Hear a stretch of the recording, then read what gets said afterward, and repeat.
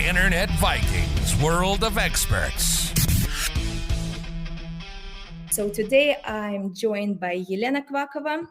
Our amazing Elena is a compliance expert.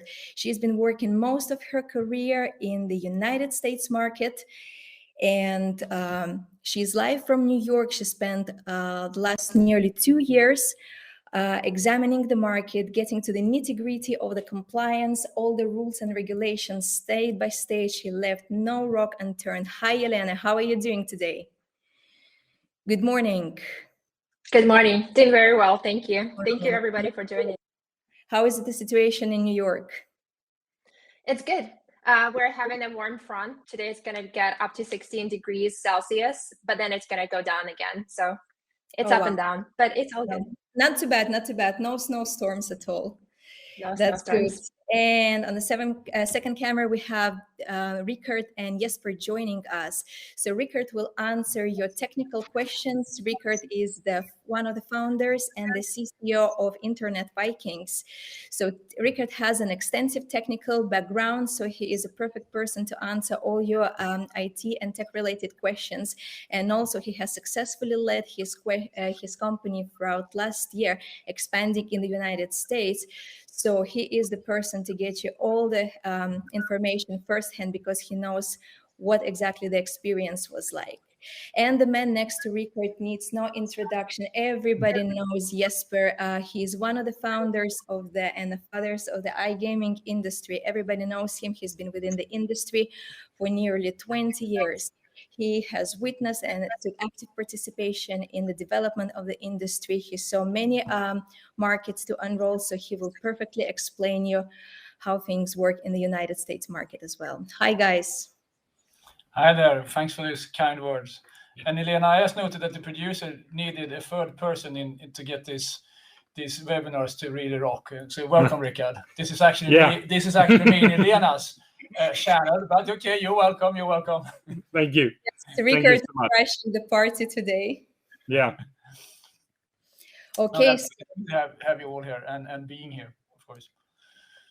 Let's jump to the questions then, guys. Shall we?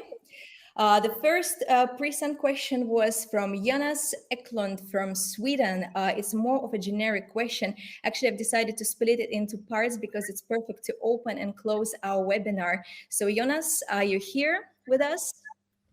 Jonas is not here. Probably he'll be joining in later on. So what should the European operator prepare for when entering the United States market? What to expect from the United States iGaming market? There are compliance aspects in that question. There is also technical aspects in that question. So, but let me start with the overall view on these two markets. If you compare US to Europe, they are similar to some extent, but they're also very different to other extents. And I would say that if you look at the European market, we are in a situation now where it's mature, almost to some extent saturated, and while the US market is an emerging market, basically a virgin market when it comes to iGaming. So that's a difference. We will see much stronger growth rates in US than in Europe right now. So that's definitely a reason to enter the US market. Similarities, strangely enough, even if US is one country, there are going to be multiple licenses. Every state has their own license. So that's a similarity to Europe, where every country has its own license. On the other hand, the US only have one language, and that's a huge advantage, of course. I mean, me coming from Mr. Green, I think we had 32 nationalities working there, and to cover a lot of languages and culture aspects, etc., etc. That's nice. It's a fantastic workplace to be in, but it also comes, if you look at this from a pure financial perspective, comes with quite a high cost that you don't really have in the US. And then I would say that there's a competence base that differs. If you look at Europe, we are basically grown up as managers and experts with iGaming, while the US competence is basically coming from land-based. And combining these two is, I think, would be the perfect thing. So when you enter the US from a European perspective, I think you have to have a huge respect for that this is a land-based market primarily today. And you need that competence to transfer the right players or the players in the right way. And vice versa, if you don't use the amazing expertise we have in Europe when it comes to iGaming as a US operator, I think you will miss out on some important parts. So there are similarities and there are differences, but all in all, it's the same product. It's the same. Yeah, sorry, there's one more thing. While we are very focused on sports bookings in Europe on football, you have to be able to know the local sport in US, of course, where football is something totally different. I think you call it soccer, Elena, or vice versa. And so that's one thing. But also when you come to the iGaming part, why we in Europe have like 85% of the revenue from slots, there are some states where table games are almost 50% of the revenue in US. So there's a bit of a difference also in what kind of product type you need to have an expertise in. But overall, it's quite similar. So Elena, what do you say about the licensing part and things? Absolutely. As an operations person, I would say that every European company, first and foremost, before entering the United States, should get its and a lot of Elena, I think we lost you there. I think we lost you there. So meanwhile, you get the Wi-Fi connection back. Perhaps Ricka could talk a bit more about the technical aspects. Yeah. Absolutely. No, but if you look at the technical aspect of the US, like Jesper is saying, it's 50 states. It's all handled, especially in terms of sports betting, due to the Wire Act. You need to have local operation in every state, and that's a challenge, because if you look in Europe on a MJ or UKGC or SGA license, we in Europe, then you need one. You can run everything on one server. You don't need to have servers in every European country. In the US, it's completely different. There is some states like Connecticut where you can do iGaming from outside of the state, but due to the Wire Act, sportsbook is not allowed, and it's a hurdle to get into the market. And that is, if you're already in the market and you have the bandwidth to go into the market and really put efforts into it, it protects your investment. But again, on the other side, it is a lot of work to do it. It's a lot of execution. It takes time to get all the documentations. I think that what Elena was going to say, like all the documentations, your company records, everything in order. And we had one partner that we were talking to that had some tax return they haven't filed like 10 years ago. And that's why it took a while for them to get a license. But it's these kind of things. And that is the good and bad thing. Exactly. But Ricka, that's also a business opportunity for us, because what we do here, we make sure that we provide solutions in all these states. Yep. But with one contract and with one contact line, so to speak.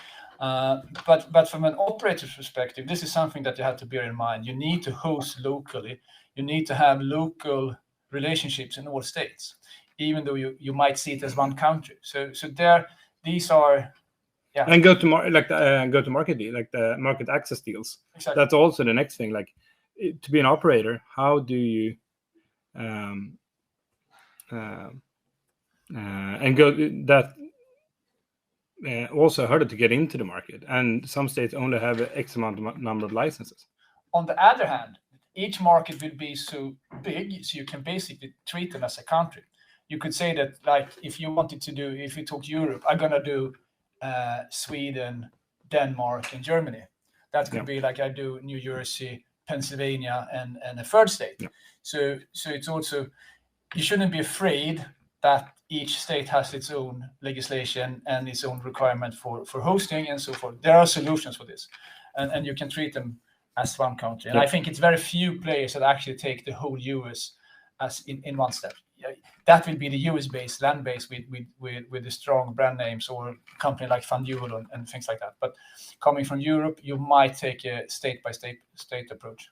Yep. Elena, are you with us? Yes, I am. You hear me okay? You're breaking up again. Yeah. Maybe we'll allow Elena a few minutes to reconnect once again and to reestablish her connection, and we'll put aside the compliance and regulations questions for the second, and we proceed with the general questions or the techie questions.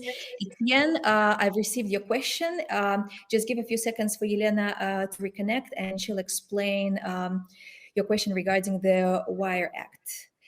Yeah, So, yeah, please. yes. No, Rickard, what did you want No, to say? I can see the question here. Okay. Yeah, that Would someone like to wrote it. answer? Go ahead. Yeah, that's yes. The Wire Act only applies to the sportsbook and not to casino. I totally agree on that. But some states have that the legislation on the state level that you need to have even iGaming in, like the iGaming content and RGS within the boundaries of the state. Like I said, Connecticut, you don't need to have that, but other states you need to do it. Just to clarify regarding the Wire Act, because it's very important, because sportsbook and iGaming is treated completely differently. Okay, perfect. I can see more questions coming in, so I think we're going to go with the natural flow of the webinar. So I leave the other pre-recorded questions for a second, so I can see a question from, please, my apologies if I mispronounce somebody's name. I try to read them out as precisely as possible. So Oscar Ekehal, he has a question for affiliates from a compliance perspective. Is having dedicated sites, domains on a state per state level the only way to go, or would geo-based tweaking of an international site be an option? I would say both. You can do both things. Either you do like a lot of affiliates in the US do like Rickard's iGaming affiliate NJ, Rickard iGaming affiliate PA, Pennsylvania and New Jersey.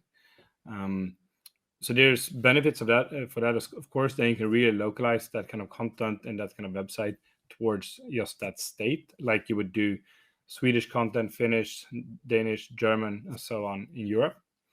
But you don't need to do this from a regular. You don't need to do it. But if you look into having one site, and then do subdirectories like /NJ/PA/MI and so on, then you would get better link power. And if you're doing SEO, if you're an SEO affiliate, that's probably how you get a stronger domain name, a stronger website. Okay. But the most important part is, as an affiliate, you don't have to have them locally registered. You can have a umbrella brand or site, so to speak. Yeah.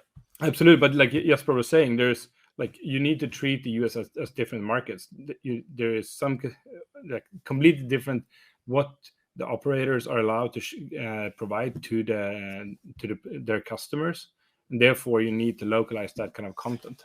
Absolutely, and as I said before, there's even differences in how much certain games are played. We have some markets or states where table games are extremely popular, and there you might tweak it more towards table games, and in other states more towards iGaming or slots. Sorry. So what Ricka is saying here, yes, you should, from a commercial perspective, as an affiliate, you should definitely go as local as possible. Yeah. And like Jesper was saying, it's the same language. It's English. You don't need like different content writers. You can only do one content writer, like the one that creates the content in multiple states. And Elena, from a license perspective, being an affiliate, would that require a license in each state, or what kind of license does it require to be an affiliate, if any? Apologies about that. Yes, being an affiliate does require not the full license, but the vendor registration in most states. I have not encountered any state that does not require vendor registration. However, some states, depending on the volume that you're operating in and depending if it's rev share or a flat fee, would require a higher tier supplier license. So if you have an interest in the outcome of the ads, like a monetary interest, that you would have to go for a supplier license, which of course imply heavier regulatory burden and more disclosures. Perfect. Thank you. And that differs, of course, from Europe, where you basically can set up your affiliate business and just run with it. So it's a bit more complicated to be an affiliate in the US, and a bit more risky if you don't follow the compliance rules and regulations. But still, it's an amazing market, and I think there's really room for affiliates in this market. Fantastic. Thank you very much, Oscar. I hope it answers your question. Before we jump to your question, Dan, then since we're on the topic of licensing in the US, I received quite a few questions regarding the licensing. Magnus Larsson, Elion Fernsby, Charles Crowder, I hope you're with us. So the questions were as following. What are the license requirements for iGaming services providers in New Jersey and Michigan? What is the application process? I am a game software provider. What documents do I need to submit? Get a license in New Jersey? How long on average does it take to get a license in the US? How soon can I go live as an affiliate after obtaining the license? So I thought, Elena, I'll go ahead and combine it all in one question. So maybe you just could talk us through the licensing process in the United States. What do you need, how it goes, and maybe put a bit of an accent on the New Jersey, since people are mostly asking about New Jersey. Absolutely. Thank you, Julia. First and foremost, platform providers are going to be classified as supplier in Michigan and as a gaming service provider in New Jersey. They do require to disclose every holding entity and every ownership for 5% and more. So keep that in mind when you're looking to enter either of those markets if you want to figure out the shares of your companies. The forms that are going to be needed are business disclosure forms, personal disclosure forms. The holding companies would have to fill out all the forms. You would have to list tax returns for the last 3 years in all jurisdictions, whether it's European or US or otherwise. You would have to list all of the officers, all of the key employees with their addresses, their biometric information like fingerprints would have to be provided to the United States government for the background check. In Michigan, that also applies for UBOs, or that would also apply for owners, for UBOs as well, not only key staff. Correct. Which is a lot. The news is sorry, your Wi-Fi is scrambling again. If I might, I propose that. I mean, Elena had a fantastic answer on that one, and it's too good to miss out. So I propose that we take this one after, directly with Elena, these questions, and she will answer them in a session, mano to mano, so to speak, or via email or any other channel, if that's okay. Because it's important. It's a really good question, and it's a really, really good answer, and Elena knows it down to every it's a bit in detail. But I think let's do that. Okay, we'll leave it towards the end when Elena has a better connection. Unfortunately, this is something beyond our control, so I hope you are okay with that, guys. We're then going to jump to Dan Pernabasi. Question is, hello, we are a gaming platform preparing to enter the US. We have been working with the same hosting provider for years now. Would you say it is best we switch to a local provider in the USA, or we can continue to use our non-US partner?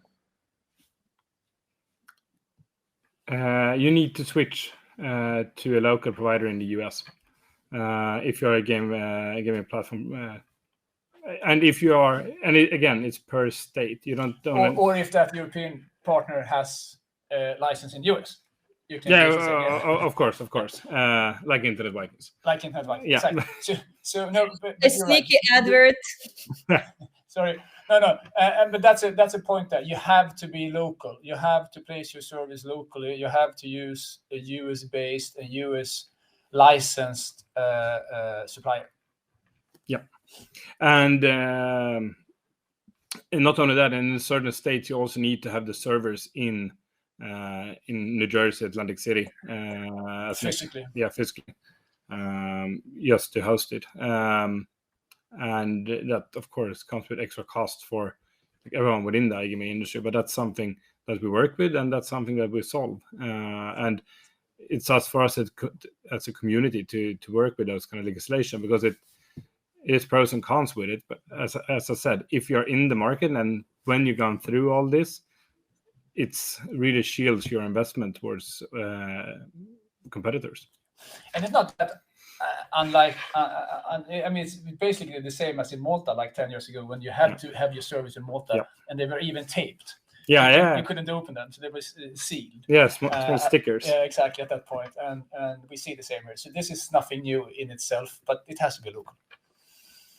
And would you happen to have the information? Fabio of Fiero is asking, when it comes to the banking services, is it the same?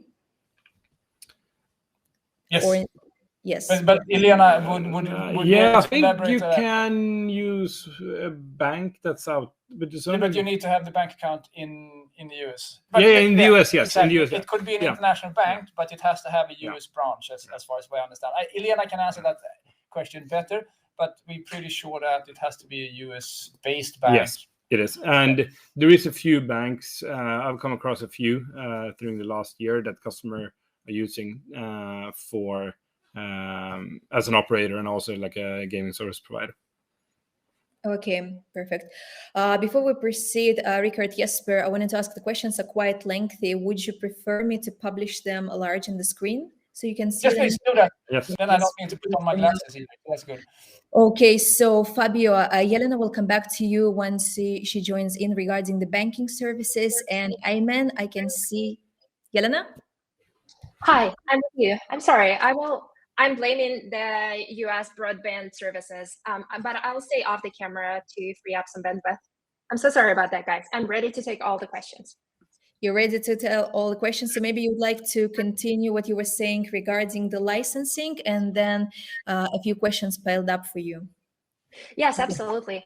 What I was about to say about licensing is that even though the whole licensing process can be quite cumbersome, it can take up to 6 to 12 months to get the full license. But in literally every state, there is a process for advanced license, meaning that if all of the paperwork has been submitted, if the fees have been paid, if the due diligence has been conducted from both sides, you can apply to the regulator to receive advanced authorization to conduct business. So that's the great news for the platform providers, is that you can go live as soon as 3 months, even up to 3 months, if you have everything submitted to the regulator. Okay, fantastic, Elena. Thank you. And while you were absent, Fabio Ofiera had a question for you here. When it comes to the banking services, do you need to stick to the local provider, or is it okay to go with a non-US banking services provider? It's better to have, as gentlemen have mentioned, it's better to have a local provider, again, for the ease of accounting and for the ease of tax reporting. So yeah, you can go with an international bank, but it's preferable that they have a branch in the US. Okay, perfect. And the next question is from Ayman Bulmedes. I hope I pronounced your name correctly. I'm going to publish it because it's quite a long question. Okay. Perhaps more for Elena, if she can hear us. She can hear us. U.S. markets are under heavy advertising fire, some of which misleading, as New York State Attorney General pointed out.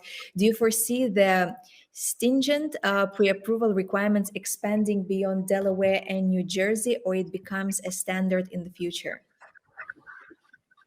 Absolutely.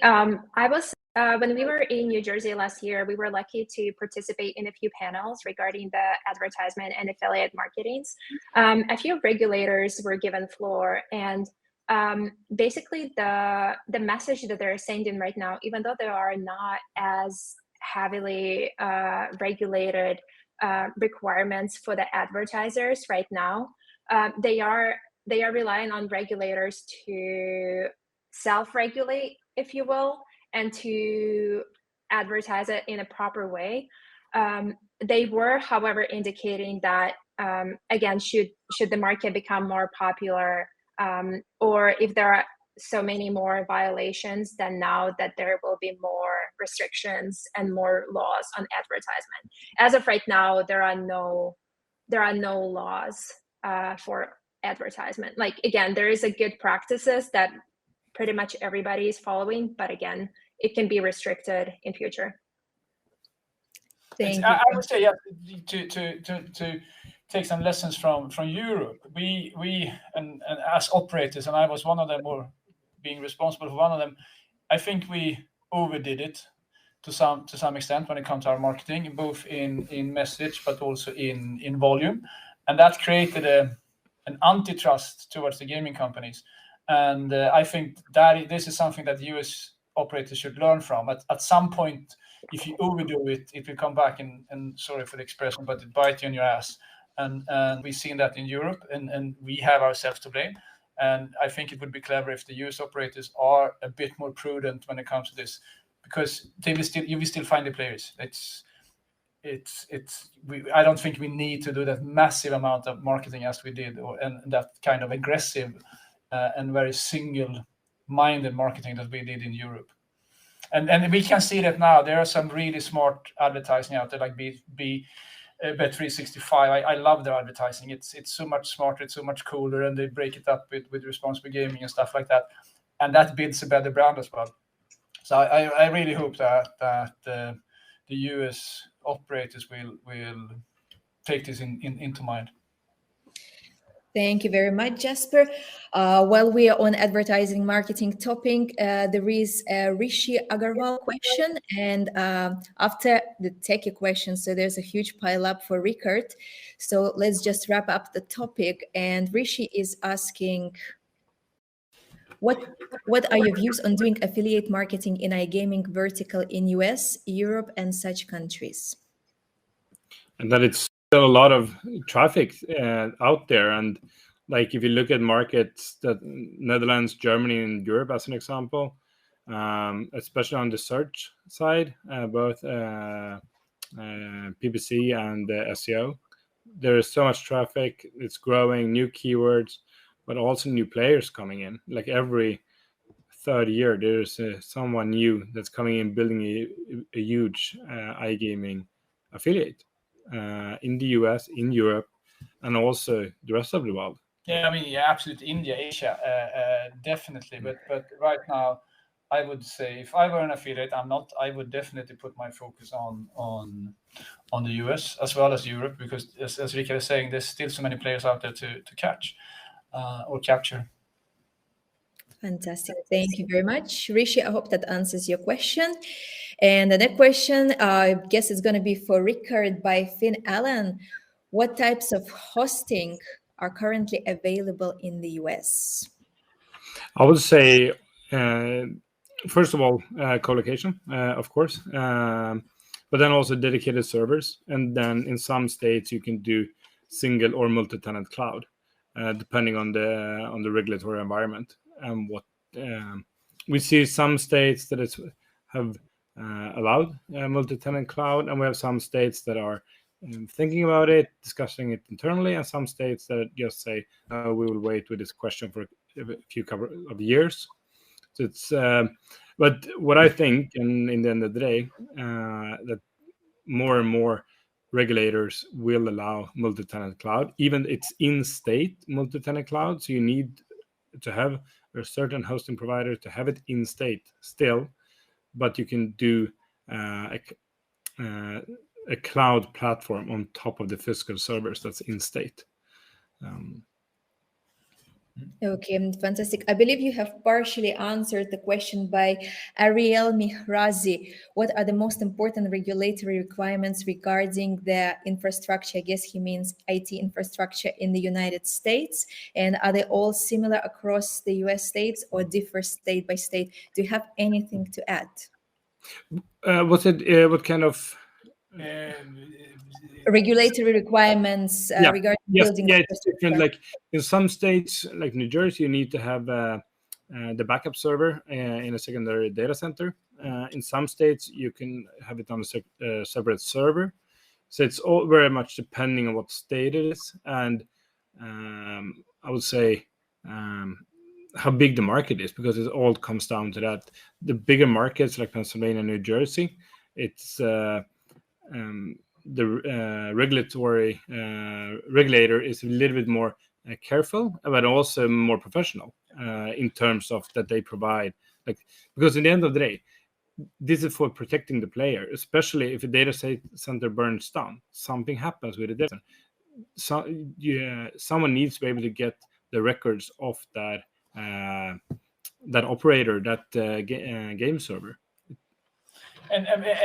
Exactly. But I think the key word here is that it differs from state to state. So you need to be local, and you need to find a supplier that can manage each state, and preferably a supplier that can do that from one point of view, so to speak, and because that will save you a lot of time and cost. But it is local. Fantastic. Thank you very much. And Craig Rodriguez is asking, how long does it take to build hosting infrastructure in the US?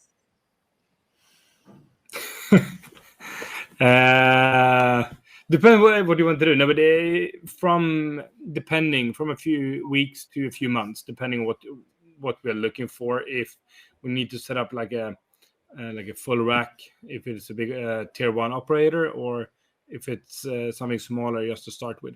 But basically, the longest thing is to get the license. Yes, that's what takes the longest time. The license, and I also always tell the person I'm talking to, because when I'm talking to people, I talk with CTOs, VP of tech, and like, yes, we can fix the technical thing. That's not a problem. The problem is your legal team that take to review the contract. That's usually taking the longest when we have discussion with customers. The technical part is not a problem. We, of course, everyone has seen the semiconductor shortage. That's a bit of a risk, especially if someone needs like super specific hardware.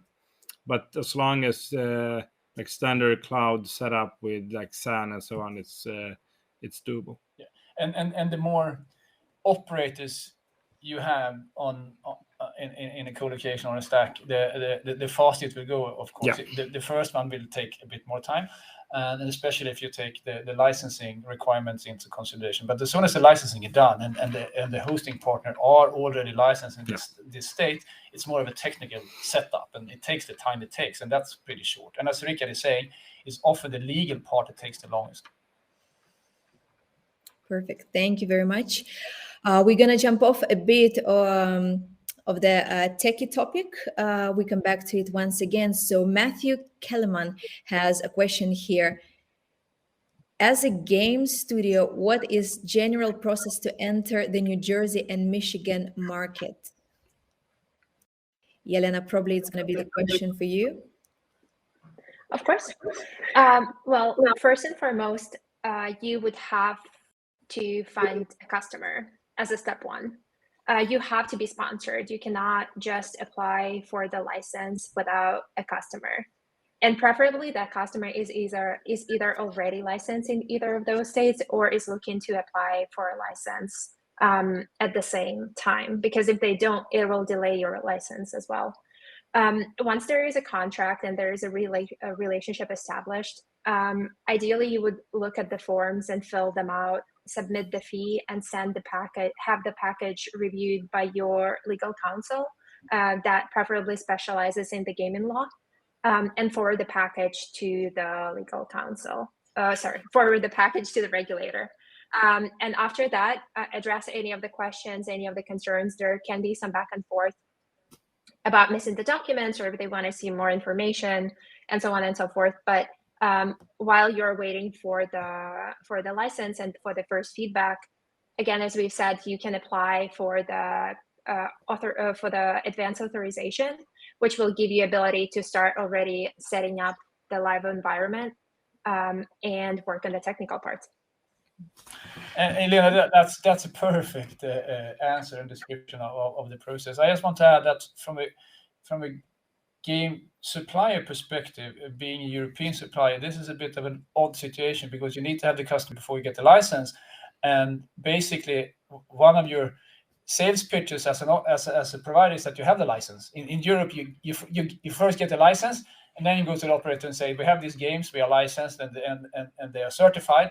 In the US, you have to find the customer before you have the license, and that's a bit awkward for us as Europeans. So this is something you have to bear in mind. Spend some time on getting that first customer is super important, and that means that you really need to have some good games, because why should that operator sponsor you anyway? Or it might be that you need to do a good deal with this operator. So it's a bit different from how you operate in the rest of the world. I'd also love to add a little bit to this conversation, since I've seen relevant questions in the chat, is that again, first and foremost, is to secure a customer. And we have a lot of questions about what states are the best to enter as an affiliate provider or as a supplier. Again, the fact that you need a customer will also apply to the affiliate. It will apply to the gaming provider, it will apply to the hosting provider, and to the affiliate. And when it comes to the best states to start, again, there are many great states like New Jersey, Michigan, Pennsylvania, that have been in the market for a while and that already have an established large iGaming operation.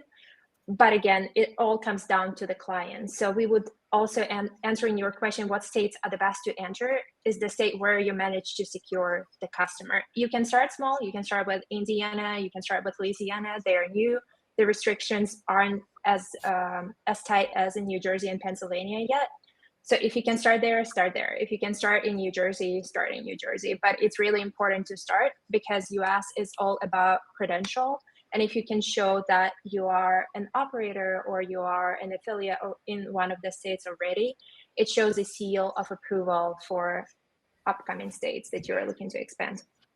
Elena, that's a business idea. You can set up a very, very, very small operator, get a license in each state, and then you sell partnership or sponsorship. It'll be a very expensive business idea. Absolutely. That would be very expensive. Yes. Oscar, I hope that answers your question. Elena jumped to it and swiftly answered it, very nicely integrated. And Timur Antala is asking, in which states the affiliate licenses are domain specific? And, and where's the company specific? And domain specific and where company specific, or could you just explain how it works? Sure, I'm happy to jump into this one. So basically, as we mentioned, again, every state is licensing affiliates for their own particular state. So if you wanted to operate in Michigan, Pennsylvania, New Jersey, you would have to file 3 applications with the respective regulators. Again, we would have to take a closer look at the regulation, but from what we have seen is that a lot of affiliates are choosing to provide affiliate services on either a subdomain, like New Jersey your domain, and this is what gets submitted to the regulator in the end because it's easier to filter out the traffic. So I would say that while applying with the same company gives you benefit to show to the regulator that you already have an established operation in any other state, your operation would have to be state specific. Perfect. Does that answer your question? I hope it does. We have a question. I think the first question, the only lady joining us today, because predominantly was a gentleman's crowd today. And a very techy question, how do secondary backups work in the different states? Rickard, probably a question for you. It's me and Yela. Secondary backups you can usually have outside of the state. You need to have the primary backup in the state. I know for a fact in Michigan, you can have it outside of the state. I'm pretty sure you can have that in New Jersey as well. Pennsylvania, I'm not 100% sure. But usually you need the primary backup. You have the primary data center, you have the primary backup in state, and then the secondary backup you can usually do outside of the state. Also outside US, if you want to work. Yes. So that's basically anywhere. Yeah. It could be cloud. Because yes, exactly. Because it's basically backup of a backup, and we have some customers that are pulling that kind of data out to Europe because they have the business intelligence platform in Europe to handle that data. Yeah, so they're using the backup of the backup for the BI. Yeah, makes sense. Okay. I would also add to Rickard's answer is that there is a distinction between backup and secondary servers. So first, there is a primary server where the gaming operation occurs. Then there is a secondary server that should be ready to take over the primary data center in case of outage, like power supply goes down or something happens to it. And then there is the third type of servers that are also called backup servers. And these are the servers where you store the backup of a data, but it does not support any live operation, and it is not tailored to do so. So usually, as Ricka has mentioned, the first two will have to be in the state, while the third one would have to be anywhere in the US. I know that a lot of providers choose to have it in the US, again, for the ease of operation. And that's pretty much the case for all of the jurisdictions. Like, for instance, Connecticut says that backup can be on the secondary secondary server can be on East Coast. So it does not have to be in Connecticut, but it has to be on the East Coast, which is interesting. So again, tying back to the thing that we have been saying all this webinar is that it very heavily varies state by state, but overall, the first two types of servers have to be in state. That's almost discriminating. The West Coast to the East Coast. Yes. Elena, since you've mentioned the question about data, the topic of data, I have a question here. What are the specifics in regards to data protection and data transfer in the US? Sure. So basically, it's all simple. All the data has to be in the state. Again, it can be outside of the state if it's a backup, but all of the players' data, gaming data, wallet, bids, and so on and so forth, it has to be in the state, and it has to be served from a secure data center approved by a gaming commission. There can never be any transfer from between the states, because it will be a direct violation of the Wire Act, as we know, for sports betting.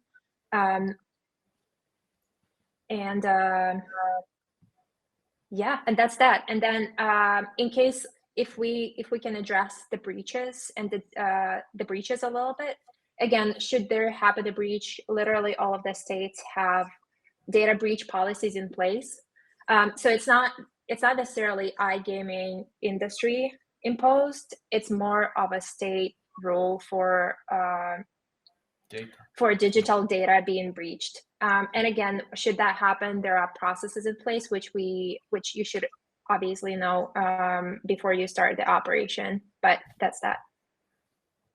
Fantastic. Thank you very much. And I have here a question from Tariq Balous. Tariq is asking, what are the exact steps, cost requirements, and time for getting an affiliate license? Is there a service that Internet Vikings offers to take care for that need of ours? I'll guess to explain the exact process, that would be a very lengthy answer. The exact process is fully described in the brochure that we're gonna share at the end of the webinar, and also you're welcome to book a consultation, but I will allow the guys to answer the question whether Internet Vikings can offer that service for them. I can use a short one regarding that. Some operators help their affiliates to set up and be the sponsor for that affiliate to set up in the state, but then you need to have a website targeting that state and so on. But then it's not that costly to file for it, and again, some operators help with that. And no, the Vikings do not offer that kind of service. Okay, unfortunately, Eric, but do stay until the end, and we going to share the brochure, so you'll be able to find all the step-by-step information and the links to book a consultation with Elena Kvakova or Ricka in that sense. So I have here a question. How expensive is it to set up operations in the US? I believe Ricka has just answered that question. It's from a couple of $1,000 to a couple of million or billions, depending which level you want to start on. Exactly, and yeah, depending on your level of marketing as well. Yeah. Perfect. And Daniel Blumster has a question here.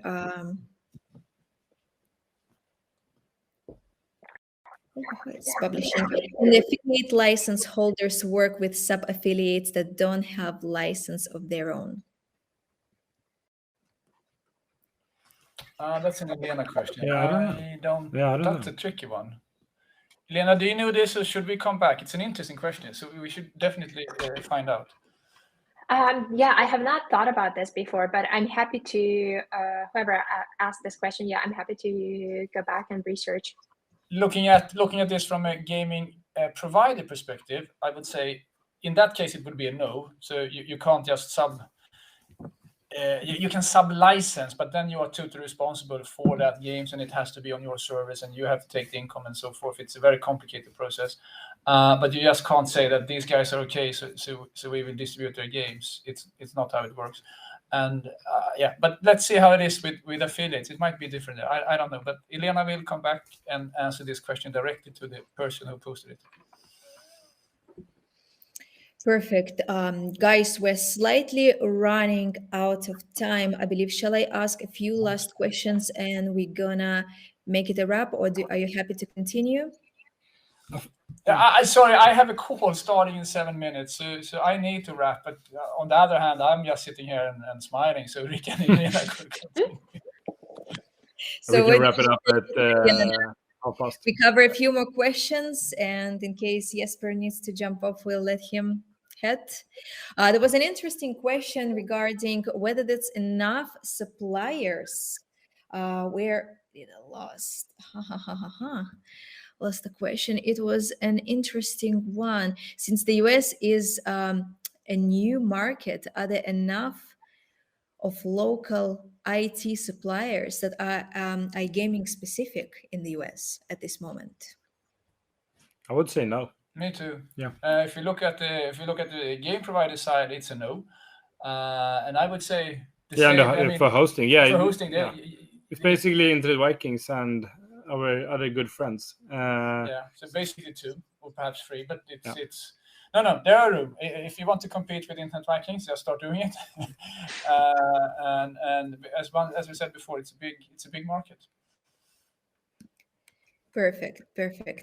Then I'll probably ask my last questions, guys. Don't worry about the unanswered questions. I will announce at the end what we're going to do regarding those. So my last question, it was the part actually of the first generic question by Jonas Eklund. Is it too late to enter the US market?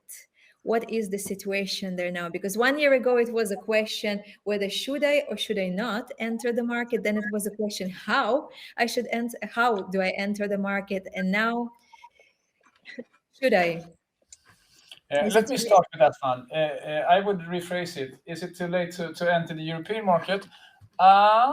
If you don't have a super duper offer and you stand out like a beacon, I would say you should really be a bit careful entering most of the European markets. There's still room if you do it the right way. Absolutely, it's doable. US, no. There's still plenty of room for operators, but you have to remember it's a huge market that comes with some hefty expenses in marketing.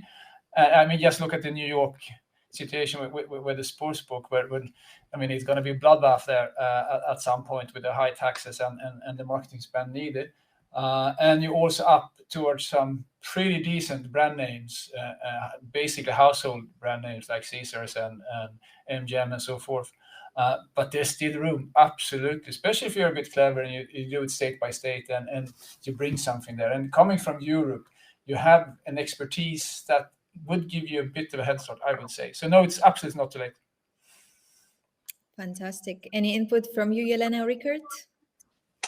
Yeah, I'm happy to say that even though, again, there are quite a few big name players in the US market, especially if you are a sports book, but there is definitely room for everybody, and everybody can have their share piece of the pie. That's great for the market. It promotes the competition. The offers to the end players are getting better. The technology is getting better. As Rickard mentioned, that we definitely have a lack of technical partners in the US. A lot of data centers that we approach, they still don't know how to work with iGaming industry in some states. So, we're guiding them through it. I would say that US market is definitely still in early stages. Like, for instance, I also saw the question, if I can tie it in a little bit, that Indiana and Ohio are most likely to legalize online casino this year. So as we go, there are more and more states that are going to be opening up, and not just sports betting, but also online casinos. And again, right now it's 20. We have 30 more to go. It's a lot of many different countries inside the US, if we could call the states that.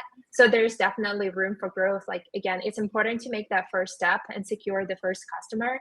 But from there, it's definitely possible. Yeah, I would say that the market is so hot, so it might even be worthwhile for us to make a fourth US webinar from Internet Vikings. Well, thank you very much to our three experts. I guess we'll let them go. So thank you very much to everybody who joined our webinar today. You guys absolutely rocked. It was such a lively webinar, great questions, great atmosphere. And thank you very much. Stay tuned for the next webinar.